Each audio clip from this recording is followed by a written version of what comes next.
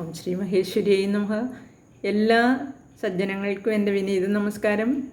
എല്ലാവർക്കും ശുഭദിനം ആശംസിക്കുന്നു. അതോടൊപ്പം ദൈവീക കടാക്ഷം ഉണ്ടാകട്ടെ എന്ന് ആത്മാർത്ഥമായിട്ട് പ്രാർത്ഥിക്കുന്നു. നമുക്കിന്ന് പുഷ്പങ്ങളെപ്പറ്റി കൂടുതൽ വിവരങ്ങൾ അറിയാൻ ശ്രമിക്കാം. അതായത് ഓരോ ദേവന്മാർക്കും ഏതൊക്കെ പുഷ്പങ്ങളാണ് പ്രിയപ്പെട്ടത്, അതുപോലെ നവഗ്രഹങ്ങൾക്ക് ഏതൊക്കെ പുഷ്പങ്ങളാണ് വേണ്ടത്, അതുപോലെ ഏതൊക്കെ പുഷ്പങ്ങൾ നിഷിദ്ധങ്ങളായിട്ടുണ്ട്, ഇത്രയും കാര്യങ്ങൾ നമുക്ക് നോക്കാം.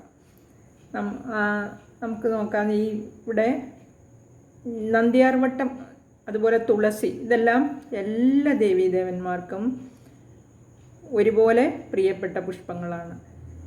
അതുപോലെ ചില പുഷ്പങ്ങൾ 6 മാസം വരെയൊക്കെ ജീർണിക്കാതെ നിൽക്കും എന്നാണ് പറയുന്നത്. അതായത് ചെങ്ങഴി മന്ദാരം എന്ന് ഞാൻ സൂചിപ്പിച്ചല്ലോ കഴിഞ്ഞ വീഡിയോയിൽ, അത് 6 മാസം വരെയൊക്കെ കേടുകൂടാതെ നിൽക്കും എന്നാണ് പറയുന്നത്. കൂവളത്തിലെ 3 ദിവസം വരെയൊക്കെ ഒരു കേടുമില്ലാതെ നിൽക്കും. അതുപോലെ തന്നെ താമരപ്പൂവ് നമുക്ക് അല്ലികൾ വാടുന്നത് വരെ നമുക്ക് ഉപയോഗിക്കാം. അതായത് അതൊന്നും 1-2 ദിവസം കൊണ്ടൊന്നും ചീത്തയാവില്ല, വാടുകയില്ല. അതുകൊണ്ടാണ് അങ്ങനെ പറഞ്ഞിരിക്കുന്നത്. രാവിലെ നമ്മൾ പൂജയ്ക്ക് അർച്ചനയ്ക്കൊക്കെ എടുക്കുമ്പോൾ ഈ നന്ദ്യാർവട്ടത്തിൻ്റെ പൂവ് വളരെ വിശേഷപ്പെട്ടതാണ്. ആ നന്ദ്യാർവട്ടം കൊണ്ട് രാവിലെ നമ്മൾ അർച്ചന നടത്തുന്നത് വളരെ നല്ലതാണ്, അല്ലെങ്കിൽ മാല കെട്ടിക്കൊടുക്കുന്നതൊക്കെ വളരെ നല്ലതാണെന്നാണ് പറഞ്ഞിരിക്കുന്നത്. അതുപോലെ ശങ്കരൻ നാരായണൻ, ഇപ്പോൾ ശിവനും വിഷ്ണുവും കൂടി ചേർന്നതായതുകൊണ്ട് വൈഷ്ണവ പുഷ്പങ്ങളും ശൈവ പുഷ്പങ്ങളും പൂജയ്ക്കെടുക്കാം. അതുപോലെ തന്നെ സുബ്രഹ്മണ്യൻ, ഗണപതി, ശാസ്താവ്, ഇവർക്ക് ശൈവമോ ശാക്തേയമോ ആയ പുഷ്പങ്ങൾ ഉപയോഗിക്കാം. ദുർഗയ്ക്ക് എപ്പോഴും ശാക്തേയ പുഷ്പങ്ങളാണ് പറഞ്ഞിരിക്കുന്നത്.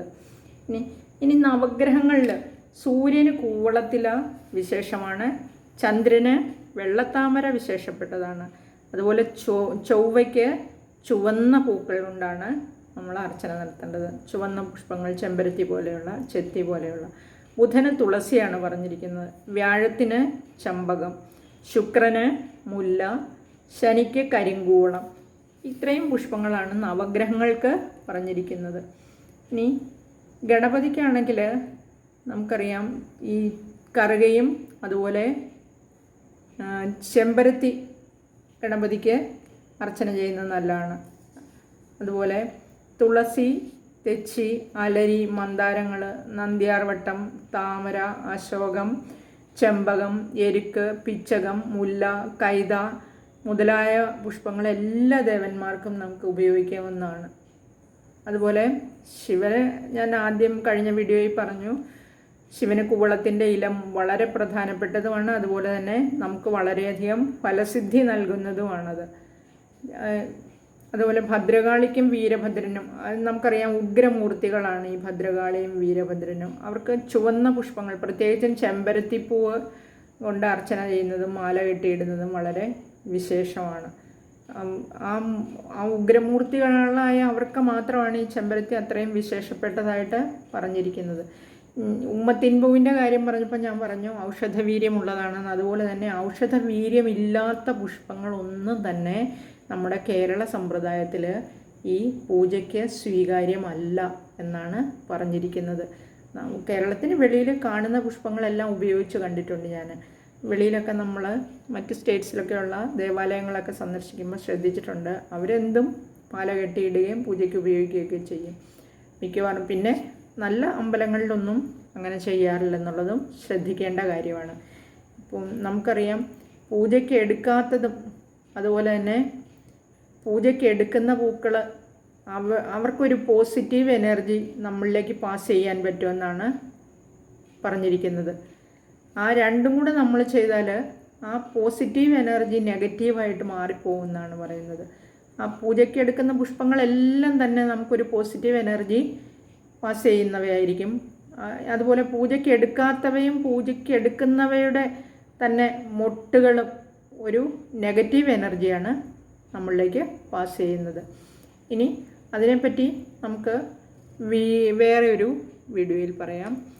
ഇത് ഇനി ഏതൊക്കെ പൂവ് എടുക്കാൻ പറ്റത്തില്ല അതും കൂടെ ഇതിൻ്റെ കൂടെ പറയാം. അതായത് നമ്മൾ മൊട്ട്, എല്ലാ പുഷ്പങ്ങളുടെയും മൊട്ടുണ്ടല്ലോ, ആ മൊട്ട് ഒരിക്കലും നമ്മൾ പൂജാപുഷ്പങ്ങളുടെ കൂടെ നമ്മൾ കൊണ്ടുപോയി ഭഗവാന്റെ നടയിലോ അല്ലെങ്കിൽ ഭഗവതിയുടെ നടയിലോ ദേവിയുടെ നടയിലോ സമർപ്പിക്കാൻ പാടില്ല.